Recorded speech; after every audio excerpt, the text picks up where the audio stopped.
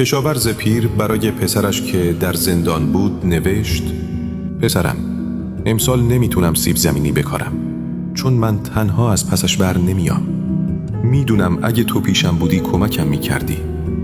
پسر در جواب نوشت: بابا، هیچ وقت زمین رو نکن، چون پولهایی که دزدیده بودم اونجا دفن شده. پلیس نامه را دید. فردای آن روز با کمک چند کارگر زمین را کندند، اما چیزی پیدا نشد، نه پول نه نشانی از دزدی. روز بعد پسر دوباره نوشت: بابا، حالا راحت سیب زمینی ها تو بکار، من از اینجا بهتر از این نمیتونستم کمکت کنم. حالا زمین و چاله ها کاملا آماده کاشت سیب زمینی ها بودن. میشه آدم رو زندانی کرد، اما نمیشه فکر و هوش آدم رو زندانی کرد. قدرت واقعی در بازو نیست، در فکر و خرد آدمیه. آدم با اندیشه درست حتی از دور هم میتونه کمک کنه، امید بده و زندگی رو تغییر بده.